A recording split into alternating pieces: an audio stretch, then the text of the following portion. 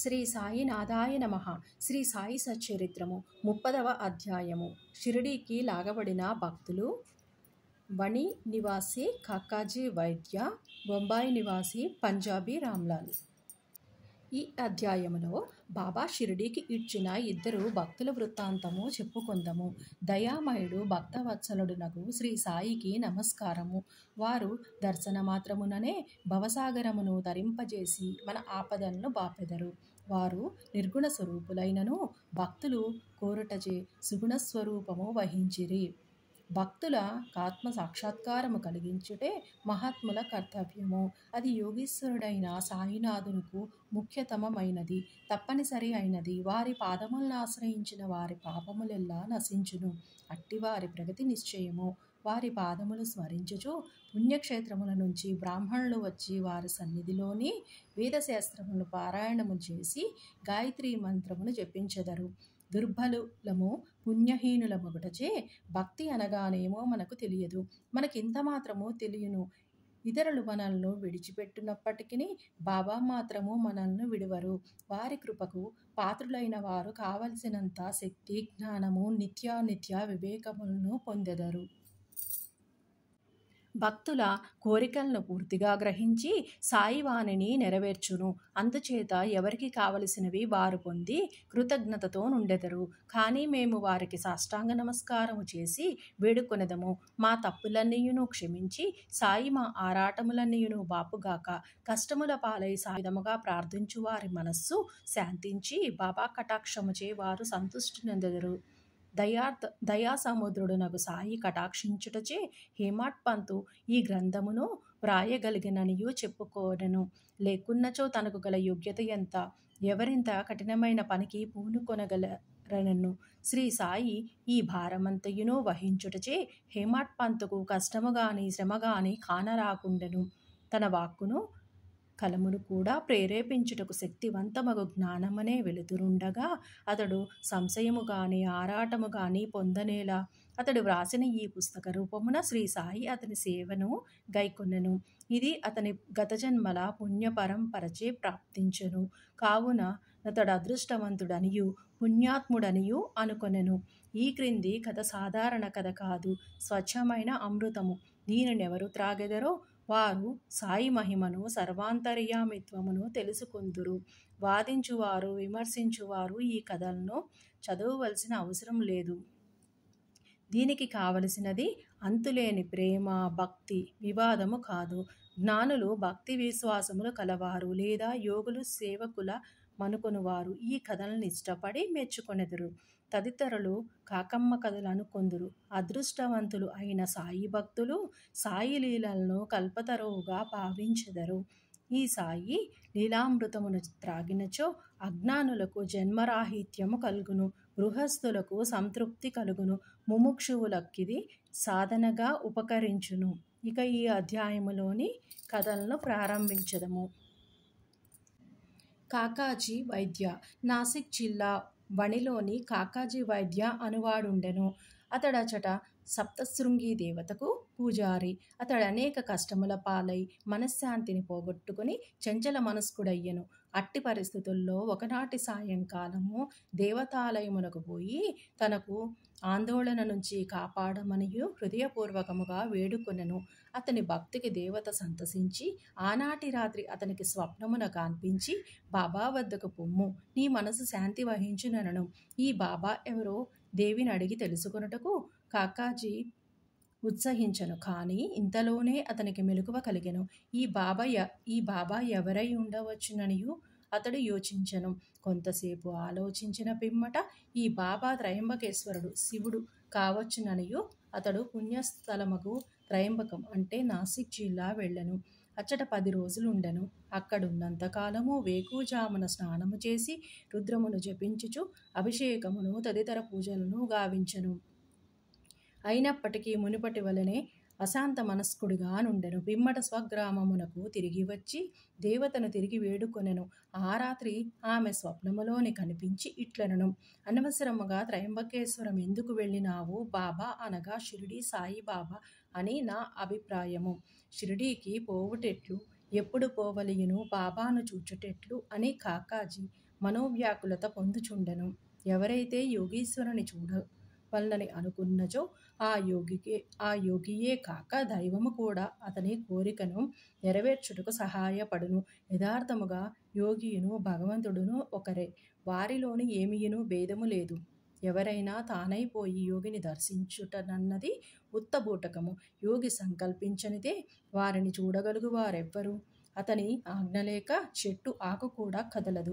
యోగి దర్శనమునకై భక్తుడు ఎంత వేదన పడునో, ఎంత భక్తి విశ్వాసములు చూపునో అంత త్వరగాను బలముగాను అతని కోరిక నెరవేరును. దర్శనమునకై ఆహ్వానించువాడే వచ్చువానికి స్వాగత సన్నాహములు నర్చుచు కాకాజీ విషయములోని కూడా అట్లే జరిగెను. శ్యామ మొక్కు. కాకాజీ షిరిడీకి పోవుట ఆలోచించుచుండగా ఒక అతిథి అతనిని షిరిడీకి తీసుకుని పోవుట అతని ఇంటికే వచ్చెను. అతడింకెవరో కాదు, బాబాకు ముఖ్య భక్తుడు శ్యామాయే. శ్యామ ఆ సమయమున వణికి ఎట్లు వచ్చెనో చూతము. శ్యామ బాల్యములోని జబ్బు పడినప్పుడు అతని తల్లి తమ గృహదేవతయగు వనిలోని సప్తశృంగికి జబ్బు నయము కాగానే నీ దర్శనమునకు వచ్చి బిడ్డను నీ పాదములపై పెట్టెదననియు మ్రొక్కుకొనెను. కొన్ని సంవత్సరముల పిమ్మట ఆ తల్లి కుచములపై తామర లేచి ఆమె మిక్కిలి బాధపడెను. తనకు నయమైనచో 2 వెండి కుచములు సమర్పించదననియు అప్పుడు ఇంకొక మ్రొక్కెను. కానీ ఈ 2 మ్రొక్కులు కూడా ఆమె చెల్లించలేదు. ఆమె చనిపోయినప్పుడు ఈ సంగతి శ్యామకు చెప్పి 2 మ్రొక్కులు చెల్లించు భారమును అతనిపై వేచి ఆమె మృతి చెందెను. శ్యామ కొన్నాళ్లకు ఆ మ్రొక్కులను పూర్తిగా మరచెను. ఇట్లు 30 సంవత్సరములు గడిచెను. అప్పట్లో షిరిడీకి ఒక పేరు పొందిన జ్యోతిష్కుడు వచ్చి నెల దినములు అచట మకాము చేసెను. అతడు శ్రీమాన్ బూటీ మొదలగు వానికి చెప్పిన భవిష్యత్తు సంతృప్తికరముగా నుండెను. శ్యామ తమ్ముడు బాపాజీ జ్యోతిష పండితుని సంప్రదించగా అతడు తల్లి మ్రొక్కులు చెల్లించకపోవుటచే వారికి కష్టములు సప్తశృంగి దేవత కలుగుచేయుచున్నదనెను. బాపాజీ ఈ సంగతి శ్యామకు తెలియపరచెను. అప్పుడు శ్యామకు సర్వమును జ్ఞప్తికి వచ్చెను. ఇంకనూ ఆలస్యము చేసినచో హానికరమనియు ఎంచి శ్యామ ఒక కంసాలిని పిలిచి 2 వెండి కుచములు చేయించెను. మసీదునకు పోయి బాబా పాదములపై పడి 2 కుచములను నచట పెట్టి తన మ్రొక్కులను చెల్లజేయుమనియు బాబాయే తన సప్తశృంగి దేవత అగుటచే వానిని ఆమోదించుమనియు వేడెను. నీవు స్వయముగా పోయి సప్తశృంగి దేవతకు మ్రొక్కును చెల్లింపుమని బాబా నిర్బంధించెను. బాబా ఊదిని ఆశీర్వాదమును పొంది శ్యామ వణిపట్టణమునకు బయలుదేరను. పూజారి ఇల్లు వెతుకుచు కాకాజీ ఇల్లు చేరను. అప్పుడు కాకాజీ షిరిడీకి పోవలేనని గొప్ప కుతూహలముతోనే ఉండెను. అట్టి సమయములోని శ్యామ వారింటికి వెళ్ళెను. ఇది ఎంత ఆశ్చర్యకరమైన కలయికయో చూడుడు. మీరెవ్వరు, ఇచట నుంచి వచ్చినారనియు కాకాజీ అడిగెను. మాది షిరిడి, నేను సప్తశృంగికి మ్రొక్కు చెల్లించుటకు ఇక్కడకు వచ్చినాననియు శ్యామ అనెను. షిరిడీ నుంచి వచ్చిననియు తెలియగానే శ్యామను కాకాజీ కౌగలించుకొనెను. ప్రేమచే మైమరచెను. వారు సాయిలీలను గూర్చి ముచ్చటించుకొనిరి. శ్యామ మ్రొక్కులన్నీయును చెల్లించిన పిమ్మట వారిద్దరును షిరిడీకి బయలుదేరిరి. షిరిడీ చేరగానే కాకాజీ మసీదునకు పోయి బాబాను చూచి వారి పాదములపై పడెను. అతని కండ్లు కన్నీటితో నిండెను. అతని మనస్సు శాంతించెను. సప్తశృంగి దేవత స్వప్నములోని తెలియపరచిన రీతిగా బాబాను చూడగానే అతని మనస్సులోని చంచలత్వం అంతయును పోయి ప్రశాంతం వహించెను. కాకాజీ తన మనస్సులోని ఇట్లనుకొనెను, ఏమి ఈ అద్భుత శక్తి! బాబా ఏమీయును పలుకలేదు, ప్రత్యుత్తరములు కూడా జరగలేదు, ఆశీర్వచనములైనను పలుకలేదు. కేవలం వారి దర్శనమే సంతోషమునకు కారణమయ్యను. వారి దర్శన మాత్రముననే మనశ్చాంచల్యము పోయినది, అంతరంగమున ఆనందం ఉద్భవించినది. ఇదియే దర్శన భాగ్యము. అతడు తన దృష్టి సాయినాథుని పాదములపై నిగిడించిన. అతని నోట మాట రాకుండెను. బాబా లీలలు విని అతని మనస్సులోని సంతోషమునకు అంతు లేకుండెను. బాబాను సర్వస్య శరణాగతి వేడెను. తన వేదనను బాధలను మరచెను. స్వచ్ఛమైన ఆనందమును పొందెను. అక్కడ 12 రోజులు సుఖముగా ఉండి తుదకు బాబా వద్ద సెలవు తీసుకుని వారి ఊదీ ప్రసాదమును ఆశీర్వచనమును పొంది ఇల్లు చేరను. రహతా కుశాల్ చంద్ తెల్లవారుజామున వచ్చిన స్వప్నము నిజమగుననియు అందురు. ఇది సత్యమే కావచ్చు, కానీ బాబా స్వప్నమునకు కాలనియమము లేదు. ఒక ఉదాహరణము. ఒకనాడు సాయంకాలము బాబా కాకా సాహెబ్ దీక్షితును రహతాకు పోయి చాలా రోజుల నుంచి చూడకుండుడిచే కుశాల్ చంద్ను తీసుకుని రమ్మనడు. ఒక టాంగాను తీసుకుని కాకా రహతా వెళ్ళను. కుశాల్ చంద్ను కలుసుకుని బాబా చెప్పిన వార్తను అందజేసెను. దీనిని విని కుశాల్ చందు ఆశ్చర్యపడెను. మధ్యాహ్న భోజనానంతరము నిద్రపోవుచుండగా తనకు స్వప్నములోని బాబా కనపడి వెంటనే షిరిడీకి రమ్మని, అందుకు అతడు షిరిడీకి పోవుట ఆతురతతోనే ఉన్నాననియు చెప్పెను. తన గుర్రమునచట లేకుండుటచే తన కుమారుని బాబాకు ఈ సంగతి తెలుపుటకై పంపెను. కుమారుడు ఊరు బయటకు పోవు సరికి దీక్షిత్ టాంగాను తీసుకుని వచ్చెను. కుశాల్ చందును తీసుకొని రావాల్సిందనియు బాబా దీక్షితుకు చెప్పుటచే ఇద్దరును టాంగాలో కూర్చుండి షిరిడీకి చేరిరి. కుశాల్ చంద్ బాబాను దర్శించిన. అందరూ సంతసించిరి. బాబా ప్రదర్శించిన ఈ లీలను చూచి కుశాల్ చంద్ మనసు కరిగెను.